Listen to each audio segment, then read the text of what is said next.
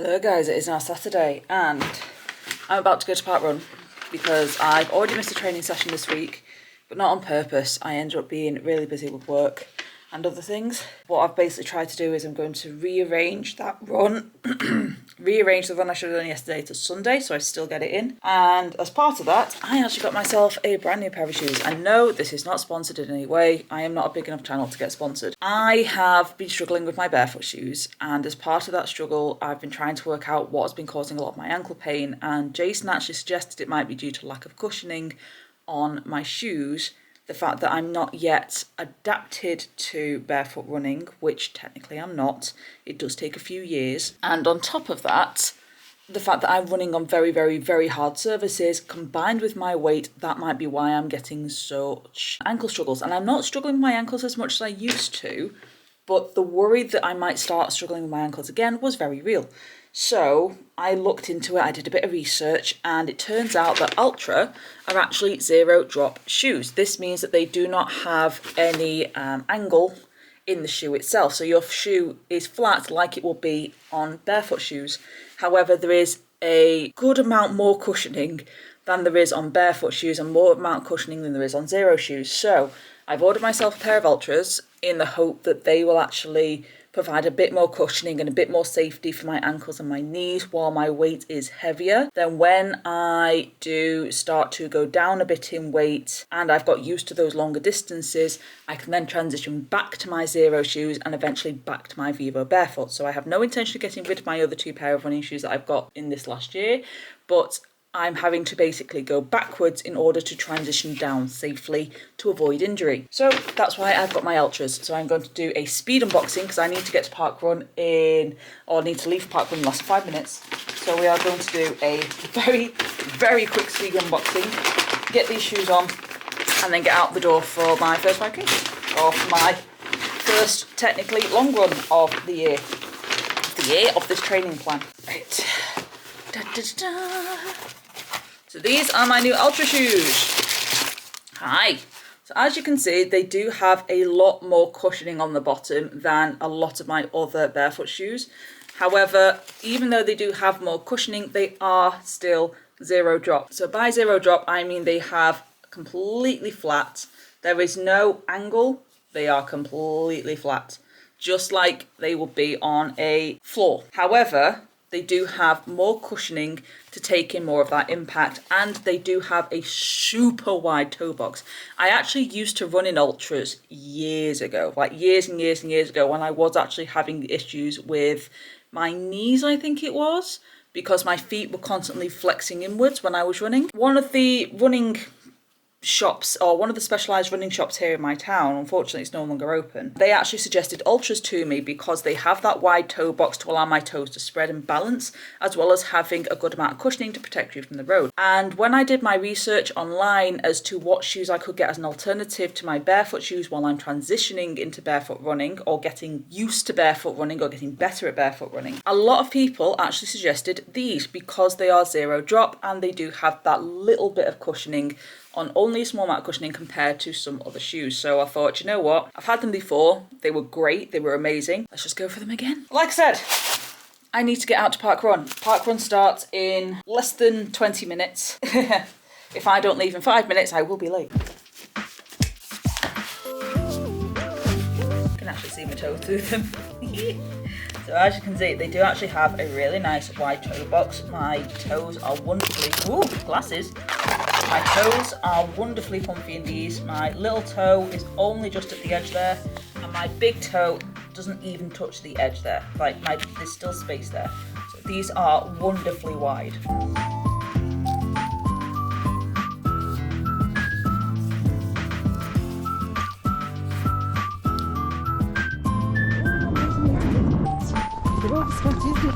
They've already started.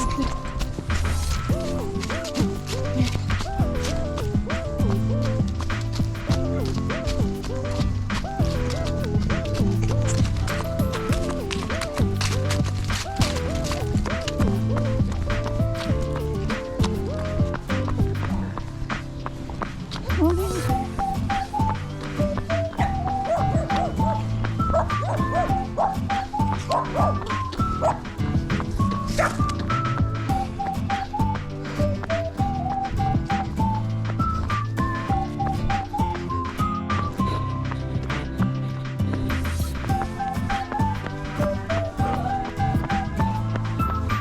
just seen my friend Nicola. She's actually walking today because she's got a 10k run tomorrow, very, very long run. So she's walking so that she doesn't outdo herself today and she has lots of energy for the run tomorrow. I think I might just do a 5k today while I'm getting used to these shoes.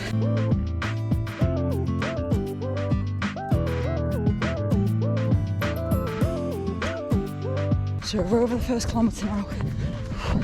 First K was in 9 minutes and 7 seconds, which isn't bad.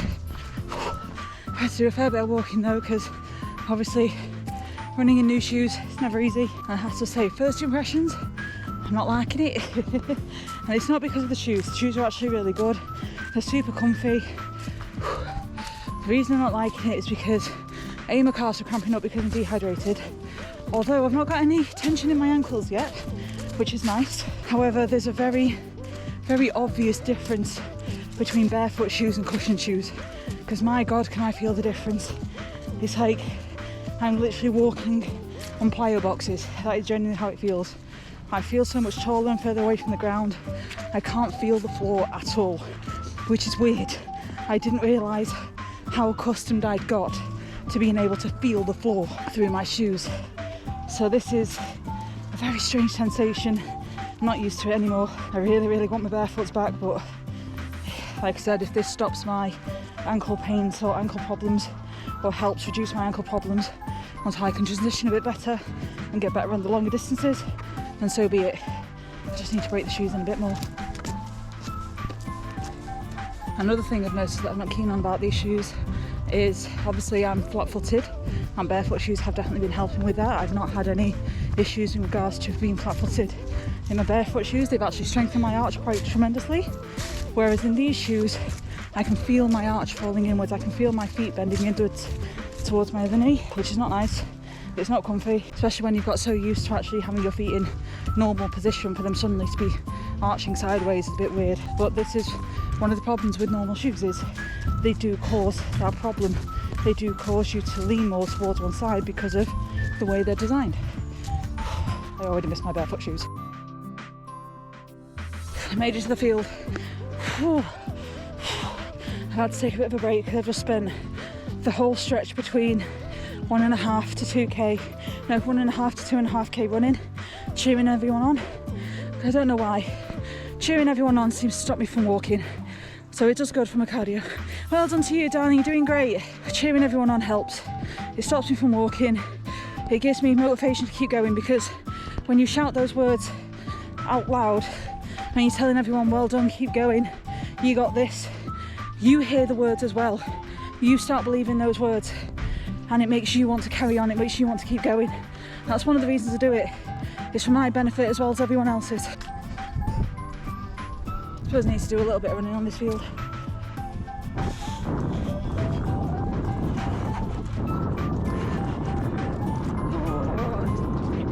It's not easy. I should have brought these shoes in first, but there's no time. They only arrived this morning.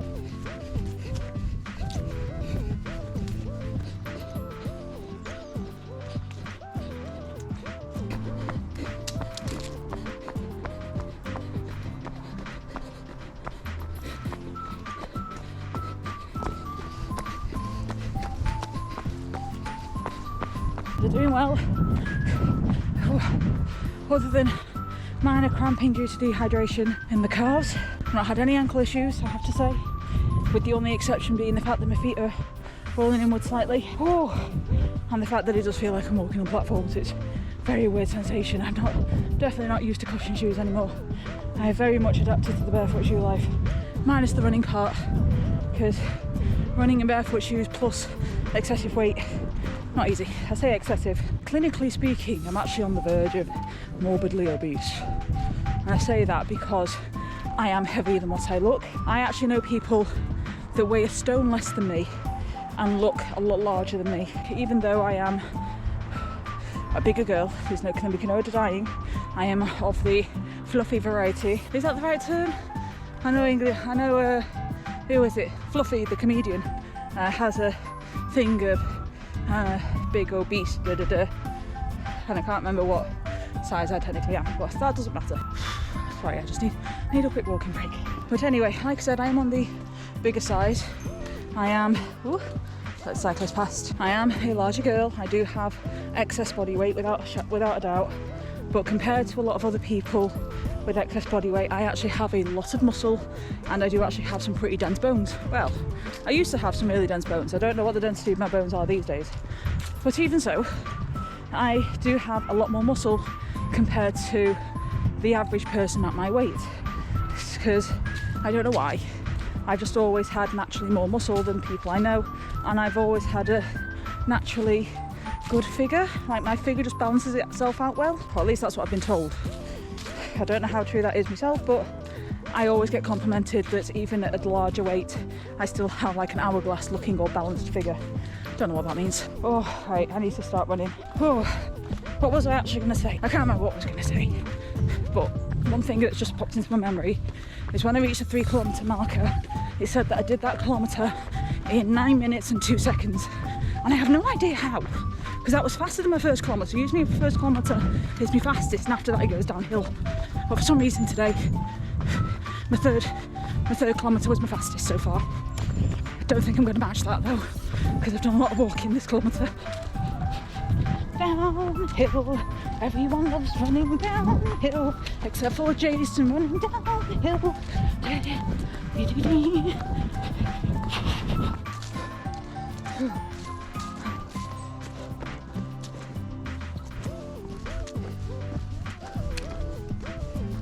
At the 4K, which hopefully means I've got less than 10 minutes left. I hope. I hope I've got less than 10 minutes left. I was debating whether or not to do the full 6.5K. 10:07. Okay, I've got 10 minutes left to give or take. I was debating whether or not to do the full 6.5K today. At the moment, I'm still debating. I can't decide whether or not I want to push that last kilometre. We'll see.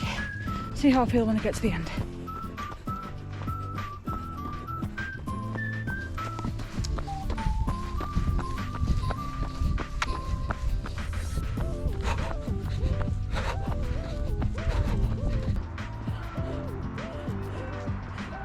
Nearly done. Oh, 350 metres or less to go. I did a lot of running there. Try and clock just a little bit of time. If I'm quick, I might make around the 45-minute marker. Currently up to 44 minutes. See if we can't get this in under 46. Here's the finish line. Just ahead. Getting close. Getting close to 46 minutes. Go on, you can do it. Get to that corner. Don't let me beat you. Don't let me beat you. Go on.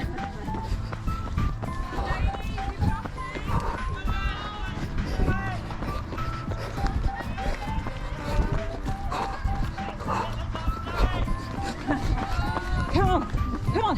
Don't let me beat you. Don't let me beat you. You can do it. Come on. You can do it. Come on. I believe in you. Pick those knees up. Come on. You can do this. Go, go, go. Well done. Right, I've done my run and met up with one of my clients who were running today as well. It's good to see them. So now time to head back. I've decided I'm going to try and go back for Nicola, my friend. So I'm going to do however long it takes. I don't care if it reaches 6.5K or not. I'm going to try and head back and see if Nicola's finished yet. And if not, I'm going to come back and run with her.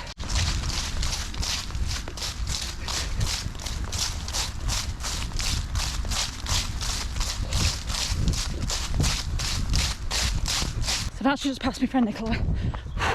She was only about 350 metres away from the finish line, so I decided to go past her and go in the long big route around the top, see if I can't get that little bit of extra distance in, because I'm feeling good, minus just low stamina and endurance. My calves aren't cramping now, my ankles still feel strong, so just going for it.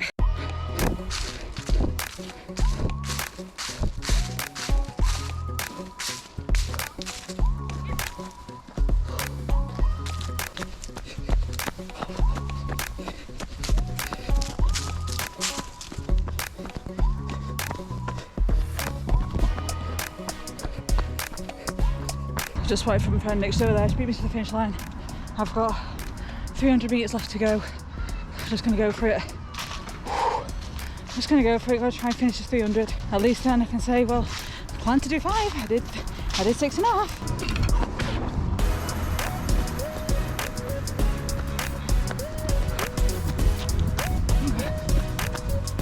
Here goes Nick. Hey Nick, good luck on your race tomorrow. I've got less than 70 metres to go. Come on, you can do this. Nearly there, so close, nearly there. Come on, you can do this. 40 metres. Come on, you got this, come on. Past it. 20 metres. Get to that end, get to that barrier. Here it is. Done. Done. Do you know what? I actually did that in a good time. 6.5 kilometres in 1 hour and 42 seconds. I'll take that. That's not bad for me. That's actually a rather good run if I do say so myself. Oh. I remember when my ankles were at their worst, I was doing 5k in an hour. So 6.5 in just over an hour. It's damn good in my books. Whew, it actually means I had quite a good pace. What was my pace? So my pace, when it saves, because it takes forever to save, there's bad signal in this area. Do you know what? It's taking so long to save. I'll talk to you guys about my pace in the car. That works. Recovery time, 46 hours. I'm meant to be doing a run tomorrow. Distance, 6.5 kilometres in 1 hour and 43 seconds. Average pace, 9 minutes, 19 seconds. That surprises me. That genuinely surprises me. Oh, right, so let's compare that to the stats on my phone. I'll try and put in here for you if I can, if I remember. That's a problem. If not, they're easy to access. I'll do me cool down when I get home. For me long run. Freaking heck, when was that? Oh, well, obviously, I was about to say there's a massive spike at around the 5k marker. It's like, oh, you were running at 5 minutes a kilometre. That's when I was sprinting for the finish line. That's what that was. Elevation, here, there and everywhere. Not too sure how it works out, the elevation, considering it was a flat route. The elevation wasn't that much. It was some elevation, but there wasn't not much elevation, I'm sure. So my average pace is, wow, that's actually a lot better. Freak, my 5k was good. Obviously, I did a sprint finish. So my average pace is, first kilometre was 9 minutes and 9 seconds. My second kilometre was 9 minutes 34, which I'm surprised by because I'm sure it told me my second kilometre was like 10 minutes something. So I'm not too sure how it's gone from 9 minutes to 10 minutes. Anyway, my third kilometre was 9 minutes and 2 seconds. My fourth kilometre, because I did a lot of walking on the field, was 10 minutes and 7 seconds. My fifth kilometre was 8 minutes and 30 seconds because of my sprint finish. And then my sixth kilometre was 9 minutes and 35 seconds with my last half a kilometre at a 9 minutes and 16 kilometre pace. Well, if nothing else, these shoes definitely increase my speed. Jeepers creepers, they definitely increase my speed, even with walking. I just thought I didn't actually tell you guys what type of ultras these are. Let me just find the thing for them first. So they are ultra, and they are the Escalante Racer 2s in black. Notify me when I have reached far too far. I always put my distance for my shoes as 1,000 kilometers because I am trying to transition to barefoot shoes, so I am trying to reduce the cushioning anyway. I do try and let my shoes go a little bit longer than what they do recommend. Anyway, how'd that everything feel? Do you know what? It was hard, but it wasn't difficult, but it wasn't easy either. Right, so according to my FitnessPal, my Strava, average pace was 9:19. My average heart rate is 157. That's actually not bad for me. That's actually not too bad at all. Oh, apparently my fitness has increased. View my fitness trend. My fitness is slowly going up. That's nice. That's actually quite nice. I'm down 8% over the last 30 days, but I am still up in terms to where I was a few months ago. That's just this month. 3 months ago, I was obviously a lot fitter because that was when I was running regularly. 6 months ago, you can see such a massive difference. Over a year, as expected, my fitness is up 1,000% compared to the previous year. Oh, it's all over the place. It's absolutely all over the place. But I was definitely at my fittest when I was training for my half marathon, without a doubt, compared to now. I had higher than average heart rate, which is fine because it was a big run. It was a long run, so I'm not surprised that it was higher than average. Pace, moving time, graduated, pace zones, heart rate zones. Do you know what? Strava shows you everything. It really does. Do you mind? I did not give you permission to fall down. The problem is Strava's changed everything and I can't work out where everything is now. Usually Strava shows you your goals, whether or not you've actually hit achievements or something. Where the hell is the achievements? Strava, you're letting me down. You've changed your things and I can no longer see my achievements. Oh well, it's not the end of the world. The fact is, I'm making progress. I'm slowly increasing my fitness. I am slowly increasing my speed, my distance. Right, well, Strava's not showing me what I want. I can't deny that. In my barefoot shoes, I average 10 minutes 30 a kilometre. And right now, in these shoes, the very first day I've ever wore them, I'm running at 9 to 10 minutes a kilometre, or 9 to 9:30 a kilometre on average. That's insane. That's I'm quite impressed by that. It just shows cushioning does put a bit of a spring in your step. Can't be denied. I would much rather run barefoot just because I really don't like that platform sensation and I don't like how my feet roll, but I can't deny that they do definitely improve my run. They improve the speed without a doubt, and they definitely improve the comfort level. I've not had almost any ankle twinges today at all, so I can probably assume that my ankle twinges are a result of the hard surfaces, or the hard road surfaces, which is annoying because that means if I want to keep running, I can transition to barefoot shoes eventually, but I'm probably going to have to lose a good chunk of weight before I can do that, just to reduce the impact on my ankles. But that was the whole point of me getting these shoes, was to allow me to transition. So it's a bonus. I'm seeing it as a bonus because it means that I can now transition more progressively, which is going to be safer for my ankles. It's going to reduce the chance of injury. Hopefully, we're going to do this. Like, that was tiring, but it was doable. The fact that I pushed a 6K at 6.5K, I was very impressed by. I'm glad I've still got the energy to do a 6.5K, even though I missed one of my training sessions this week due to work and seeing family and stuff like that. So when I get home, I'm going to try and rearrange my run that I should have done yesterday to tomorrow, and then do that run tomorrow because it's only 4.5K, I think. I'm going to try to do that run on Sunday so that I don't miss it, but then I don't want to overtrain, so I'm going to make sure I have a full rest day on Monday. We can do this. We might actually be able to do this. It's going to be hard. It's going to take a lot of training, but we might actually be able to do this. Wow. Note to self, don't knock the steering wheel. I'm going to head home. I'm going to get food because I badly need food and a drink. In fact, where's my drink? Hydration. Do you know what's funny? I have this absolutely gigantic hydration jug, and yet I always forget to use it. Today I remembered though, because I know I would need a drink after that because I'm already dehydrated. Woo! Right, as I said, I'm going to head home. Me and Jason are planning a chill day. We're going to have a day of gaming and relaxing and resting at home because we've got a lot of bits to do. Probably going to get some video editing done. And then tomorrow I'm going for a walk first thing in the morning with my friend Daly, and potentially, I'm going to try and do that 4K. Whether or not I do it before my walk with Daly or after my walk with Daly, I don't yet know. But yeah, I'm going to go do that tomorrow. So I will see you guys tomorrow. I don't know yet whether or not it's going to be in another video or whether or not it's going to be in the same video, but I will see you guys on Sunday. To video editing, Ashley put this bit in before saying what you're doing tomorrow.